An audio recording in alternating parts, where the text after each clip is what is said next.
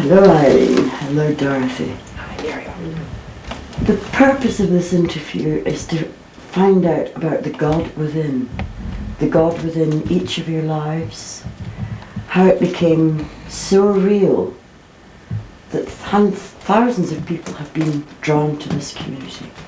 Because my belief is that it was through this sort of, your sort of belief and knowledge of the God within each one of you, and how that, if you can just explain what the God within is. If you'd like to start, Eileen. Well, this happened about 37 years ago. Time flies, I must say.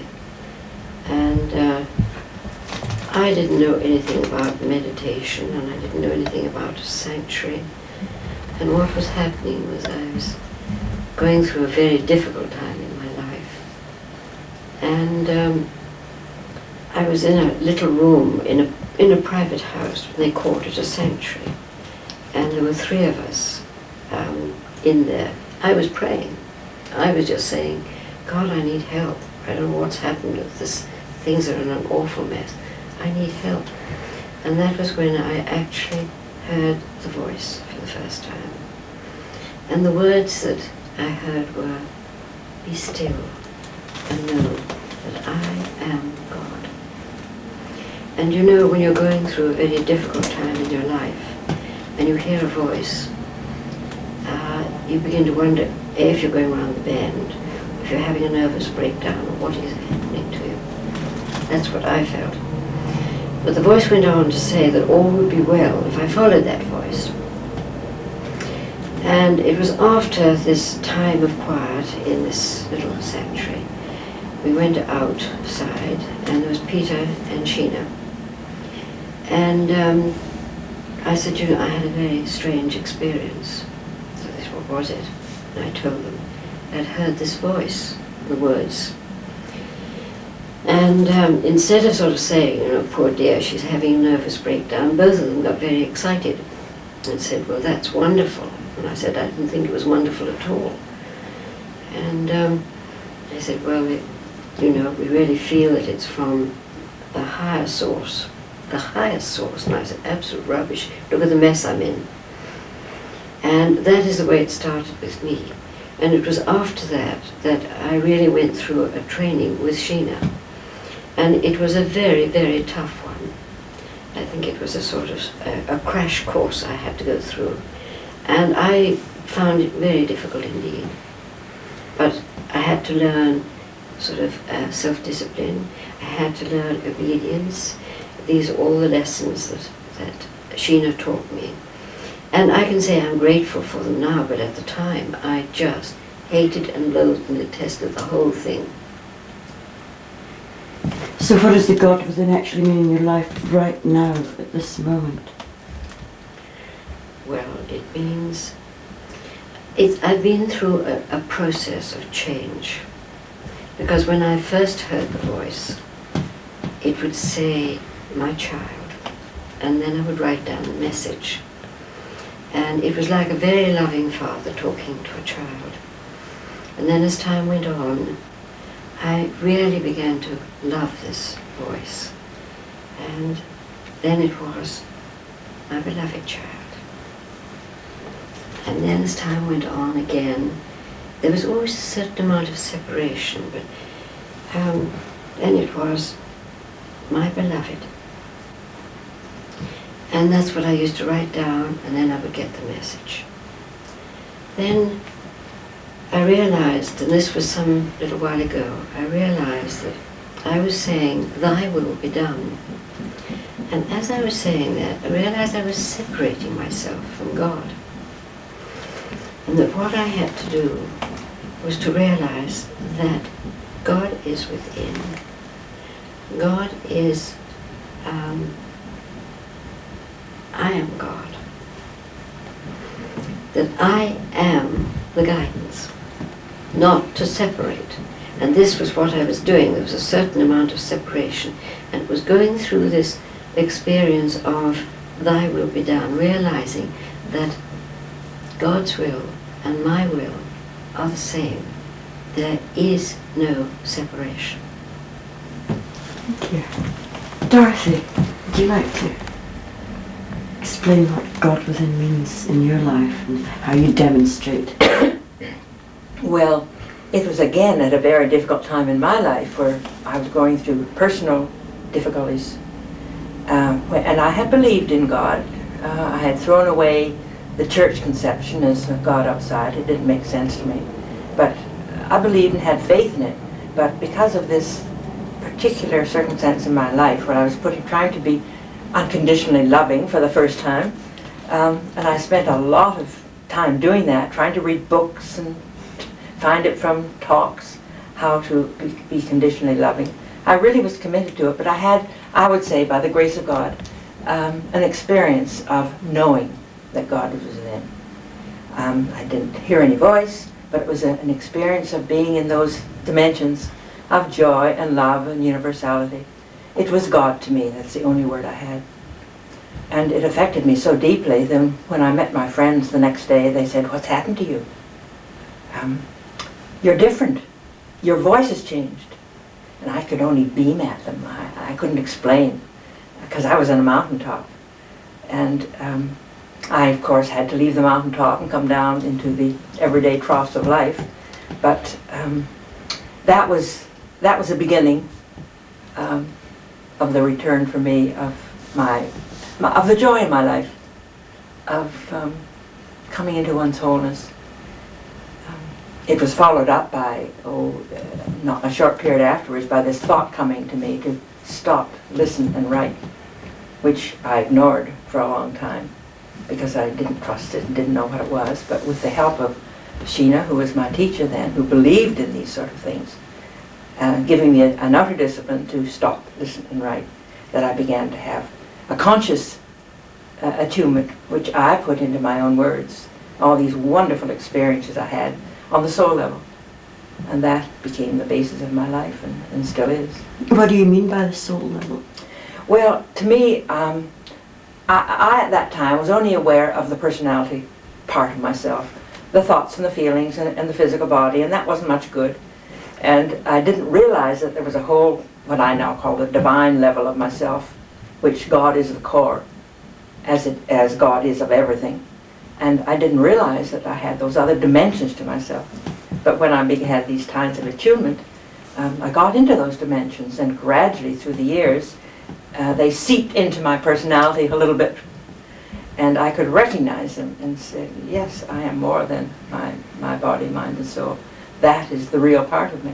And gradually through the years, through these times of becoming one with that part of myself, it became the most important part. Thank you. Sheena, you both mentioned Sheena.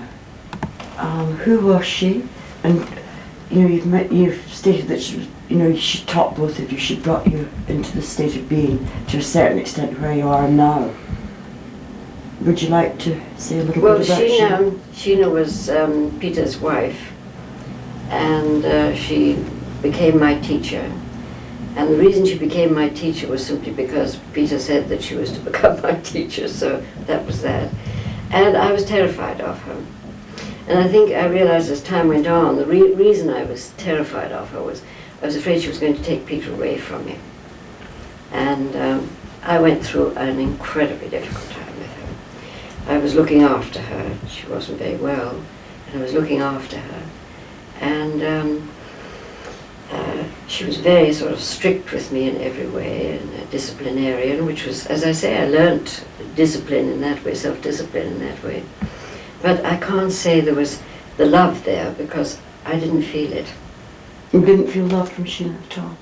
No. And then, of course, some years later, she died. And I felt that whether she ever forgave me, I mean, there was just nothing between us. I mean, I don't feel anything now except gratitude for what she taught me. What was there to forgive, Eileen?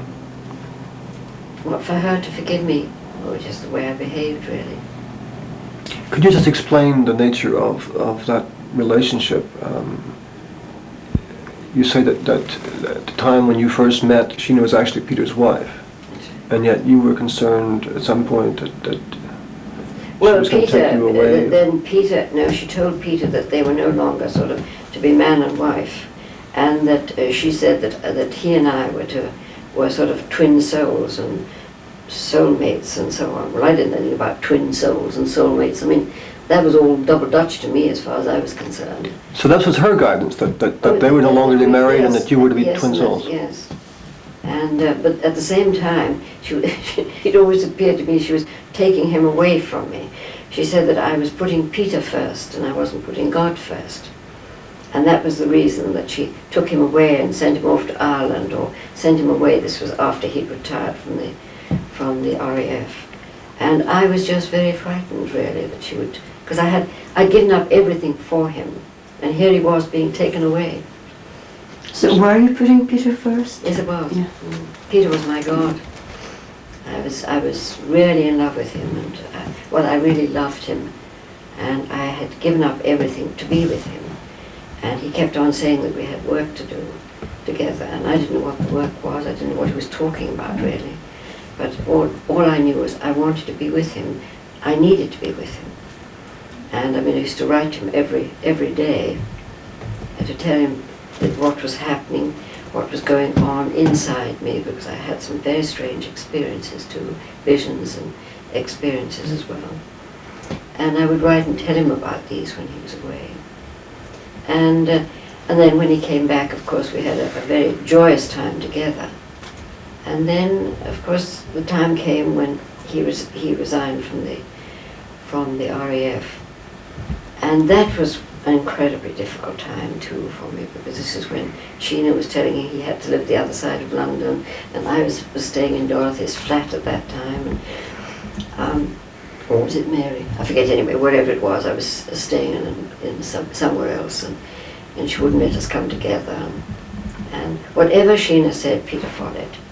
And that again made me very angry, because I felt, well, is he my other half or not? So all these things were going on in me. So I was a very angry young woman. But it was all part of your training, as she's Part of my training, really learning to put first things first. You know, was I willing to put God first in everything? And to begin with, I wasn't. And you're grateful to Sheena now. Oh yes, I mean, what else can I be but grateful? Because I mean, for me, God is all. He's my all in all. And what does that mean? It means the God within, and God is within me. That is learning to love yourself, which is the divine self, not the little self, but the divine self. And these are the lessons that I've had to learn, and they've been tough, really tough. Thank you, Eileen. Dorothy, you knew Sheena for a long time. And what was your experience of Sheena? And she was also your teacher, is that right? Yes. I met her in Canada. We met by chance, so-called, and she was someone to chaperone me to a new job in New York, and this happened to be Sheena. And she was beautiful, and she was well-traveled, and I had never really been out of my country, so I felt that my main worry in that trip was how much to trip the porter, and she knew things like that. And How old were you? 21, but a very young 21. And we lived together for a bit in New York until we found our own friends, our own levels. And we didn't talk about spiritual things then. She was just a friend. And we'd meet. We kept contact. And then I went down to South America, and she went, and we met up again a few years later in London, England. And then we became much closer friends, because I, in the meantime, had come across Sufism and had a background of interest in spiritual things, and I realized, and we both realized that we had this same interest. And because she was so helpful in any problems I had, she gradually became a teacher. Still remained a friend, but and I love Sheena. I found that she was, as far as she's concerned with me, she was very loving, and she was She was different with every person. She was rather like a chameleon. And her first thing was God first. And whatever had happened when she was dealing with someone else, that was the first thing. And all of us had something which we put between ourselves and God. Eileen just said it was Peter. In my case, it was my husband. But in my particular case, my learning was to give him up, because it would be better for him. And that was at that period that I said was so difficult before, that I first had this experience of knowing that God was within. So that was difficult for you? Oh yes, yes. I knew I had to do it, but I didn't think I could. I thought it was impossible because my life revolved around him. He was British and I was in England. That his friends were my friends, and I felt completely I'd be alone and wouldn't know what to do without him. But I knew that's what I had to do. I knew that my love was completely possessive, and it shouldn't be like that. And of course, after this inner experience of God and feeling the depths of that, I could deal with that situation, and I was ready to deal with it from that platform, and I did. So what does putting God first mean, or what did it mean for you in that situation? It meant in that situation that instead of putting myself first, I put the love for something else more before myself. I had always been completely selfish, and to put someone else's well-doing in spite of myself. I didn't want to get a divorce. I didn't want to. I was still in love with him. But if he was going to be better off without me, I was putting him or something else so in front of myself. I put that badly, but... Well, do you want to say that putting God first was putting yourself first? Is that what you mean? No, the opposite. So what did Yes. putting God first actually work out as? Putting the whole before oneself. Putting others before oneself. Loving, instead of taking love to oneself, giving love out. Including the world. And I had to exclude myself at the beginning because myself was so big. I had to leave it and come back to it. I didn't love myself at the time, but I had to learn that later. But are you saying that the way in which putting God first manifested was basically in putting the welfare of your husband above your own? In this particular test, that's the way I was demonstrating love that wasn't thinking of itself. And I think that was putting into me in the realm of loving everything and not just being selfish. But both you and Eileen have spoken about the way in which part of your initial turmoil came from putting the men in your lives before God. Yes. So what did putting God first ultimately look like? How did you learn to put God first? What were it and how did it? Well, first, in my definition of it, I had to be willing to go through a divorce and be on my own and work with God if that was what God wanted. It was a sense, it was an obedience, but it was also putting love, not loving yourself, not being greedy, not drawing the whole world to yourself, but giving out to the world. And in that process, because I was attuning to the God within, I had the strength. And it wasn't a tension thing. I could accept when I got away from the inner attunement. It took a long time. But the joy of the experiences of the attunements more than made up for. I mean, it's almost as if they talk about you make one step towards God, 100 steps are made towards you. And that was my experience.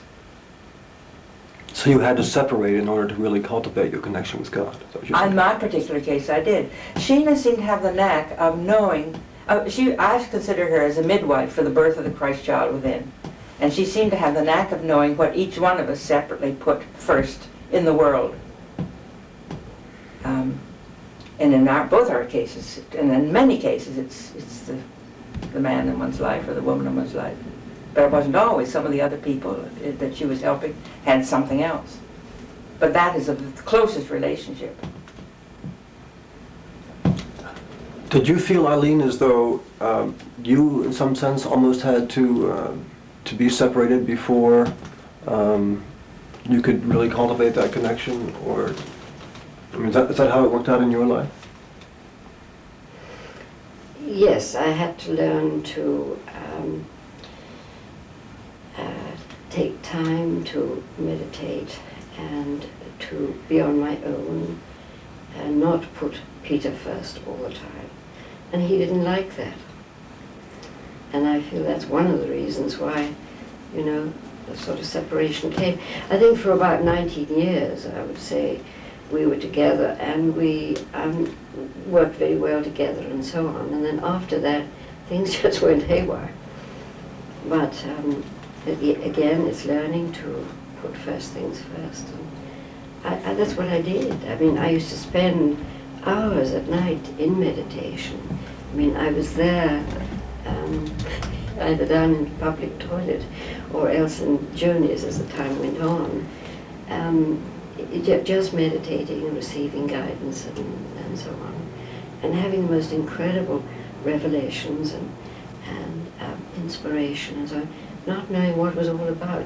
I was very ignorant about these sort of things, you know, but I would just write them all down and try to share them, which again wasn't easy because these things are not easy to share, but they had to be brought down. It's rather like sort of bring down my heaven on earth. You have to bring it down. You've got to ground these things, which I tried to do. But I feel actually that what's happening really in my life now is a question of being a whole being, to realize that I am a whole being, that I have the energies of the masculine and the feminine within me. And when you are a whole being, and shall we say your partner, your husband or wife, whatever it is, when they are whole too, then there is no need between either of you, so that the love can flow freely between you. You are living your own lives. It's not being self-sufficient. To me, it's being God-sufficient.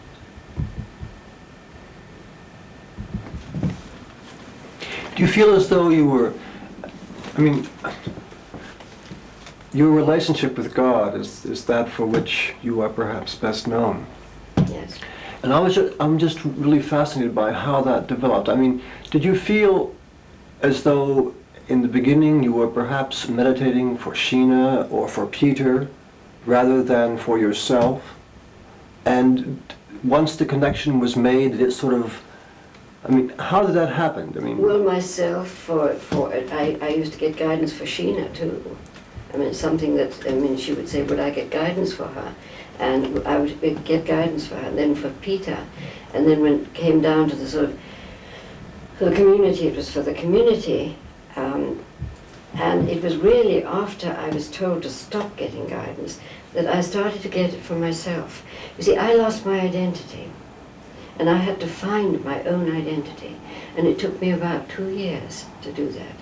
I was nothing. It was no longer an oracle, you know, getting guidance for the community. I was no longer an oracle getting guidance for Peter. And I had nothing. And I just got worse and worse. It was just as if I was just nothing. And then gradually I had to learn to, well, the experience that I had to learn to love myself was with the mirror. When somebody had said to me, Eileen, say you love yourself. And I said, no, I don't love myself. I mean, I know all my faults and failings. And then I was sitting in front of a mirror one evening, and I found myself saying, you know, you're a very wonderful woman. And I thought, I'm freaking out. But instead of turning away, I kept on looking into my eyes, and I realized the eyes are the window of the soul.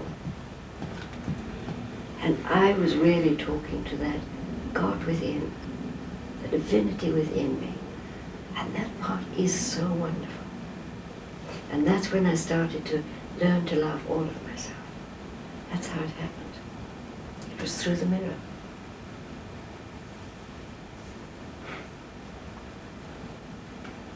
saw you wanting to come at one point, Dorothy. Can you remember what you... Yes, putting God first. It sounds such a selfish, an untactful thing, the way we've gotten getting rid of the people in our lives. But what it really was if one focuses on the whole of oneself, which is the God within, then all the problems and difficulties and unveilings which we get when we focus only on the outer levels vanish. That we can develop and unveil what we truly are bit by bit. But if we're completely focused on something outside of ourselves, we're not going to grow. We're only going to grab.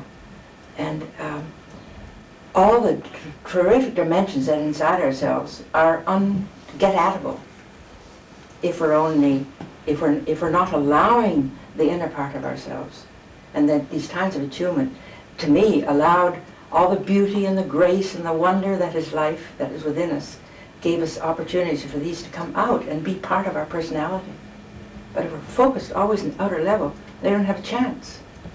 And I think that's why that God wanted us to give up something, shall we put it that way, so that we can have a chance to grow and become what we truly are.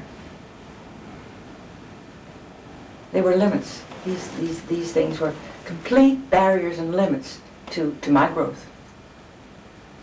So once the connection then was established with the God within, did it in fact manifest as more or less solving all the outer problems in your life? Yes. I could always find, whenever a difficulty came and I went to that higher level of myself, to the God level, I would see it from a different perspective. It would vanish in its own level, and I'd see it a different approach to it. And I would try to deal with it from that higher, that different all-seeing approach. And it would be different, it would work out differently. As long as I was in that level of love, it would be perfect. I would come out of it and get down into my old self again, and it might arise again. But then I could always continue to deal with it from the loving level. And it's easier now with more practice. Takes me on to a question. You were talking with the community last night, and you spoke about God realm. What does that actually mean, and how does it manifest itself in your life? Well, the question is, what is God? Who can answer that? My experience is that all the wonderful things in life, the joy and the love, the happiness, the freedom, the fun, are all in that realm. And they can come down into the other levels, but they're there pure. And the purity is there, and the clarity is there. All those things. And whenever I had an attunement, I would get into some sort of dimension of one of those qualities. It's a realm of pure quality, which is, in the basis, is love. And they're always there for us to to avail ourselves of, and to bring down into our life. And we come across some sort of difficulty, and we have to somehow get behind why is that difficulty has come there, what is it? And then clear it away, generally by a complete acceptance of it. And then we can live free in that, well, God realm. There are no words. Does that ring bells? Can you agree with Dorothy in that sort of particular... I know it's Dorothy's phrase, but... Yes, I call it the source. The source. Going back to the source, the God self, the source. I mean, we all have different ways of... It's like meditation. I mean, there are so many different techniques for meditation. You could never just say there's one. It's the same with all these different spiritual paths. There are so many different spiritual paths. So you can never say there's only one path. So I feel it's necessary to keep very open and very sort of free about these things, and not say, well, this is the way, because it's not. And so I feel it's very important. But what you describe as the source sounds like the same place that Dorothy describes Exactly as the God realm? We all have different ways of putting it. I call it the source, I call it the God self. What does it mean? That's the same. Just all the time, it is that God within, God within. That is the thing I feel one needs to do, is to just turn people within. And when I was asking somebody, when I was asking within, you know, what can I do for humanity? How can I help humanity? And what I got was the greatest gift you can give anyone is to turn them within, to find the divinity within, and to live and move and have their being from that divine center. That is the greatest gift you can give anyone. How do they do it? To be still. To really learn to be still. How do you do that? You can use an affirmation.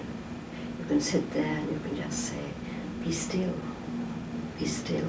until you feel that stillness, or peace, and keep on saying peace, and just until you find that peace. I mean, I had to go into the bedroom just now to really find peace. Otherwise, I wouldn't be here.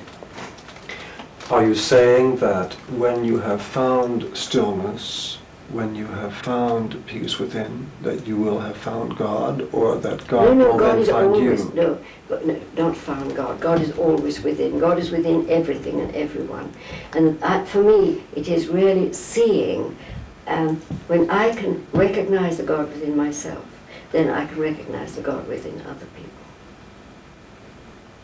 In all those around. It's the same with the Christ energy. And to me that is the thing. What is Christ? Christ is love too. God is love. The Christ energy is that incredibly powerful, transforming and transmuting energy that is within each one of us. So that Christ energy is within each one of us. Would you like me to say some more about that? Later.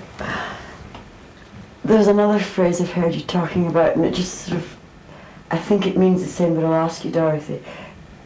It's bring the within out.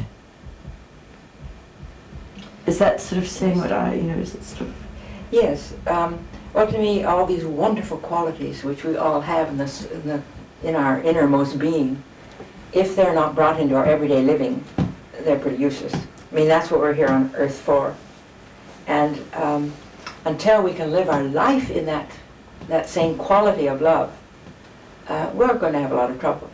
And that was one of the things that Sheena helped most to me, is bring. It doesn't end in all my inner achievement. Bring it into your living. Do dust with me. Dust is in the same quality. Do dishes in the same quality of lovingness. Do everything in that same quality. To me, tuning to the God within was not an escape from the world. It was a bringing down of that heavenly world into everyday living. Which was a demonstration, and still is the demonstration, of the Finarm Foundation. Is that right? I mean, this is... Oh yes, to learn to love what you're doing, love where you are, love who you're with. Oh yes, absolutely. And I feel that is, that's what each person who comes here needs to learn to do. In fact, I think that's what sometimes we forget, to teach them that. Because that is it. That's the key that opens the door, to learn to love everything. That it's brought down into reality. Yes, and whether it's cleaning the floors or toilets, or whether it's peeling potatoes, whatever. Can you do it with love? If you can't, it's better not to do it at all. And it's true that you can learn this. You can. Oh, you can. I know. Yeah. It's catching. That's right, yeah. If you have... It's infectious. It's catching in what sense?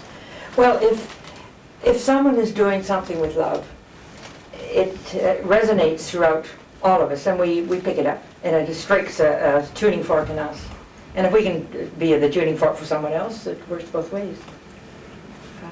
And that's, I think, one of Fintorn's gifts, to have that tuning fork going all the time, so that people come here and feel it and live the same way. They don't know what it's all about yet, do they?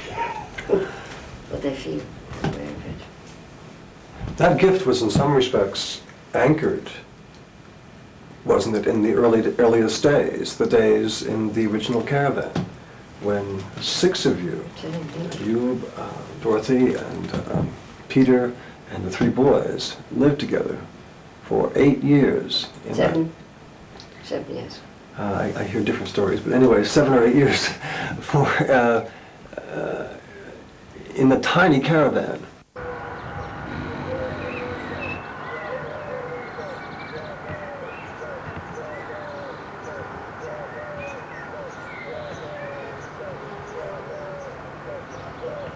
How did you do it? I mean, when I give tours, I say that I rather imagine that the jet fuel, the rocket propulsion for your spiritual development was provided probably just from the sheer intensity of the personality interactions and the discipline that was required to live together in that kind of space.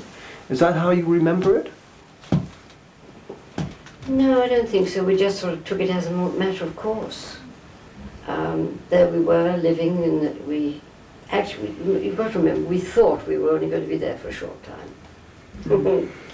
And, you know, one could put up 6 months or something, could put up with it there.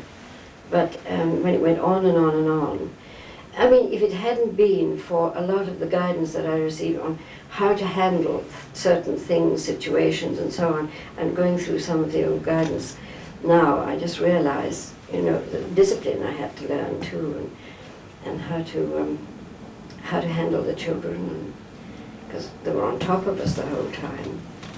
I think they thoroughly enjoyed it. Mind, they do say that we looked like tinkers or gypsies, but I mean, they say that now just for, you know, to get a rise out of me, I think. But and I think they enjoyed it in their own way. But we had to have everything in its place, you know, a place for everything and everything in its place. Otherwise, it would have been chaotic. Did you enjoy it, those years? I just took it as it is. I mean, I loved Peter, and I loved my family, and Dorothy and I were just as different as chalk from cheese. We couldn't have been more different. I was jealous of Dorothy because I felt that she had all this intellect, all this knowledge and so on. And I didn't have it, and I didn't know anything about esoterics, and I didn't know anything about the occult, and I didn't know about anything about Sufi, and all these things. I didn't know. I just, whatever came from within. It was a most extraordinary feeling, really. And it was I just accepted it, really. We were happy in our own way. Dorothy was the one who was a bit out on a limb. She was, you know, I mean, 2's company and 3's a crowd, and that's quite true. And I think I don't know how she felt. She was out on a limb. Would you like to elaborate, Dorothy? Well, I did, yes. I didn't particularly like it, but that's where I knew I had to be. And when you have that inner knowing of a situation, you might argue about it and not want to do it, but you do it because you know it's the right thing to do. And I realized, looking back in those times, that we could have been very stressed. I mean, people are getting stressed by overwork. I mean, we should have been mightily stressed all those years. And why weren't we? Well, I believe that's because I had these times of inner attunement where I would come up relaxed, feeling happy, joyful, you know, out of stress, come back completely at one with the world again, because that's what happens when you get into that area. And that was our blessing. Yes, it was. Yes. Oh, we couldn't have done it otherwise. And what is extraordinary, we know 3 such ordinary people, and with all our difficulties, and as you can see, all the problems we had. But in spite of that, all of us, and every one of us, can attune to the God within and work from that level. That's the miracle of it, really. Yeah. I feel. So in other words, it would have been impossible for the 6 of you, especially the 3 adults, you know, to have lived together Harmoniously. without the God within. Oh, we would never have done it. Couldn't have done it. Yeah. That's the one thing we had. Well, in spite of everything, of our personality level, we had commitment and dedication to that. Did you ever have a jolly good blow up? Oh, Peter and I used to blow up. Yes, I didn't. I was a peacemaker. Yes. Believe it or not. Difficult to believe it, but that's true. Peter and I continued to blow up. Yes. Well, it was the music, the loud music in the garden when Dorothy wanted to be at peace, or all sorts of things there. Or he wanted her to get guidance about certain things in the garden, and she was sort of stuck on toes in and said no. I think too, it's a basic, I am a sort of a balancer sort of person. And Peter is a positive thinker. So if I said, he'd say something and sort of to balance out, I would say the opposite. And he immediately took that I was attacking him and wasn't with him, you see. This was always happening, and I never had the grace to see that it was happening or how to deal with it. And I guess you didn't really either, Eileen. We just went along with our blindnesses. And despite of them, because of the relationship with God, we managed to come through. I don't know, sometimes I look back and I think, how in the world did we ever do it? And especially when I hear people complaining about, the quarters that they've got and where they have to live. And I think, well, with God's help and God's grace, we were able to do it. And that's what we need to do, turn within all the time. We wouldn't have done it otherwise. You mentioned the children sort of quite enjoying, although they thought of it as ragamuffins. Did they feel different at all? I'd like, No, I don't think they did at all, because after all, they did have their school, outfits and things, and they did have, in those days, of course, they had free meals at school and free milk and so on, thank God, because otherwise we couldn't have managed on £8 a week, so. But, no, I don't think they felt different. They had their friends and they brought them in, they brought their friends in. And, don't ask me where they put them or what. They used to come in with these muddy shoes and muddy boots and things. And I'd been sort of trying to keep the place clean. There wasn't much room to move around, I can assure you. And Eileen was very good at that. She's a very good mother and a very good organizer.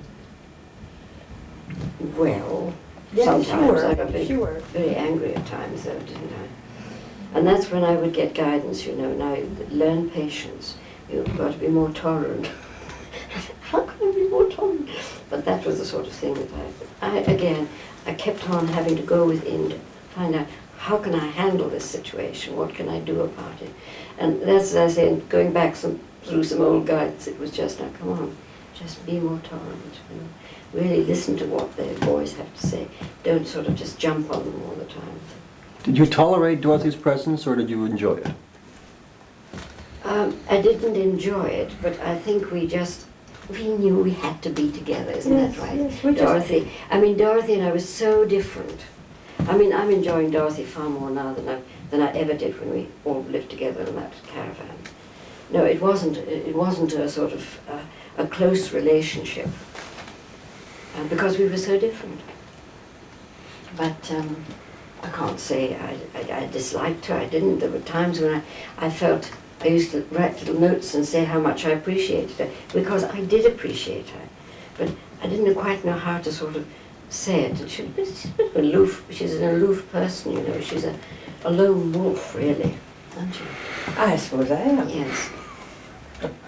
And that doesn't make it easy to sort of to approach somebody. But we got on all right. Yeah, we knew we had to be together, and it was right, so you accept it. You don't question something when it's right. No. So again, we're coming back to this real belief in your God, the God within, that this is what you had to do in your life, and following it. Really having the courage to follow this. Again, which is a demonstration, of going through a training, a teaching of what this place is now. It's the roots of the place, would you agree? Well, you have to follow it. Otherwise, Findhorn would never have come into being, would never have been created if we hadn't followed out the guidance step by step by step. That's where Peter was so wonderful. He just followed it out. He'd get some ridiculous bit of guidance, and he'd say, right, off you go and do it. You think, why in the world is he doing it? And there was a reason, and you could see the reason. This is the way my faith was built up, because I saw the most amazing things coming about through Peter's faith. His faith was unshakable. And as long as I wrote it down, he was willing to accept it. If I just sort of said, oh, why don't you go and do such and such a thing, you know, just sort of being impatient, or perhaps I'm in the middle of cooking a meal or something, and he'd say, would you mind sitting down, would you mind getting guidance for me? And then I would have to write it down. And of course it was probably something entirely different. Because I was I'd gone into that state of peace and stillness inside.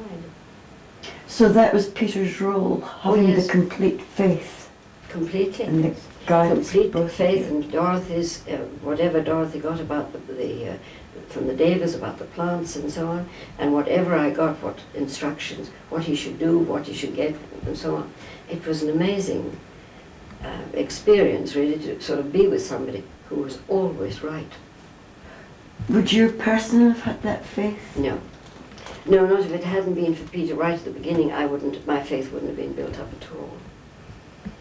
So it was seeing things, one thing after another, not necessarily at Findhorn, but before that even. Work out. That's what builds up faith. You actually see see the demonstration, really. And yes, so we feel my faith is rock like now. And in a sense, Peter forced us to have faith. I mean, as Eileen said, he would ask something, and he'd say, why don't you do such and such? He'd, I don't care what you think, I want to know what God thinks. And so, Yes. from the point of view of our personality, we were completely disempowered. But from attuning to our God self, we were completely empowered. And I disliked it very much at the time, being forced to do something that I didn't want to do, that I wanted to do otherwise, but I'm grateful now. And as for the disempowering of the personality, that had to come afterwards. And but we get the strong enough link within, then the personality accepts that and changes. Did Peter provide you with your sort of respective divine domains? I mean, you with the nature kingdom and Eileen with the God within, or did you just work, just accept what were your own contacts? No, I was asked from the God within, and to me, as I still react a bit when people say, my contact's the nature kingdom. My contact is the God within, and the nature kingdom is a subset of that, and always goes back to that, and is utterly dependent on that. You mean your sort of God source or God space was the space from which the direction towards nature came? Yes. And then more or less the nature kingdoms followed entirely. Tell us how that worked out, and what was it? Well, I'd had this a meditation after I'd been attuning within for 10 years, over 10 years, that I had a job to attune to the nature forces. Attune and harmonize with the essence of nature, and that all nature had an ensouling intelligence. Well, that didn't make sense to me, but I'd had 10 years of the guidance, which I knew always came to something, was always real. So I sort of put it aside temporarily, and then one day when I was feeling, I was meditating and got in a stream of power when I felt I could do anything, that all right, I'll try and attune and harmonize with the essence of nature as I have been asked to do. I felt I could do it at that point. And took, as we were growing a garden, took a vegetable that we were growing, said, all right, I'll tune to the essence of that, and concentrated on one, and into what is the essence of that particular plant? How can I tell what the essence is?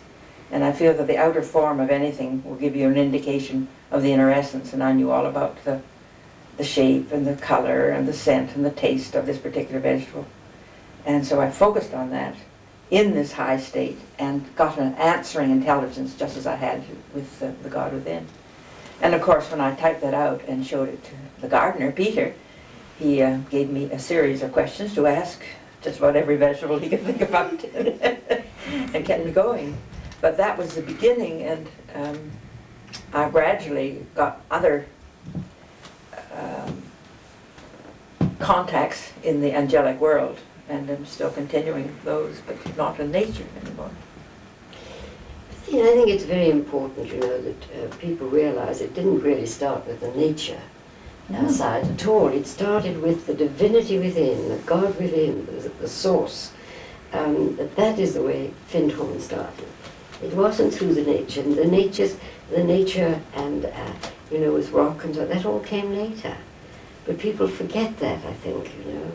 And I think that, admittedly, when you started to get the nature messages and so on, the Deva messages, then it did open it up to a wider field, didn't it? Yes. It was the first year that happened, but rock and the nature forces didn't join us for about 4 or 5 years at least. Did Rock make contact with the nature forces before you? No, after. It was after a visit he had to Findhorn that he encountered the fawn in the Edinburgh Gardens. So in other words, your own connections helped to catalyze his, perhaps. It may have, but it was after a visit here that happened. But what you're both suggesting at this point is that in some respects, all that has been and is Findhorn really came from the two of you's connections with the God within. Yes, and the God within obviously wanted us to connect with nature and suggested that.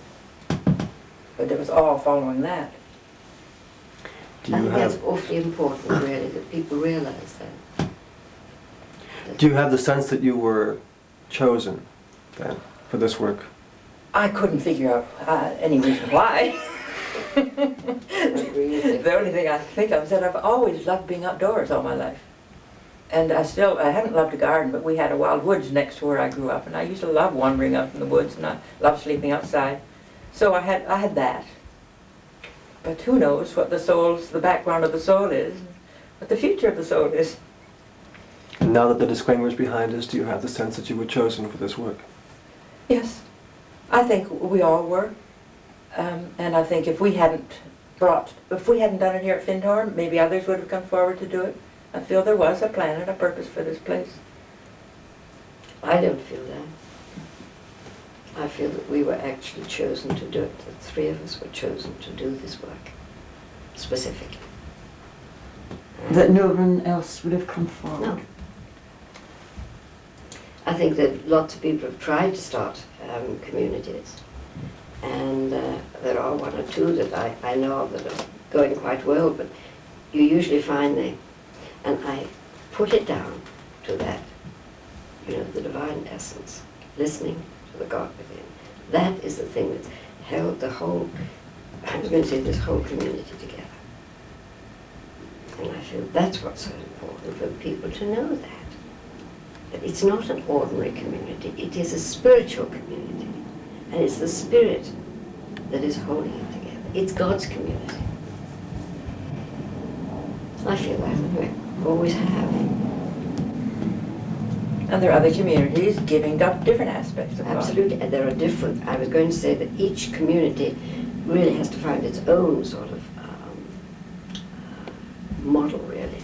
But this is the one that was here. It's a spiritual community, and always will be. Because if it wasn't, I wouldn't be here. I wouldn't be here. I wouldn't have had this house built if I hadn't chosen to be here, and chosen to be really part of the community, as I have done. I wouldn't be here, and I wouldn't have had the house built. Did you have to make a choice? Yes, I did. Yes, I had to do it. I was sitting actually in the little caravan over there, feeling really miserable. And I said, why am I here? Nobody cares two hoots whether I'm here or not. And I was really appreciated and loved and respected when I was out there traveling, going to all these different places, meeting all these people, giving workshops, giving talks and so on. Really appreciated. And come back here, and I just sat there, and I thought, why am I here? I might just as well leave here. And it just came so clearly. You can choose to be loved, appreciated, and respected here in your own community. I suppose I can.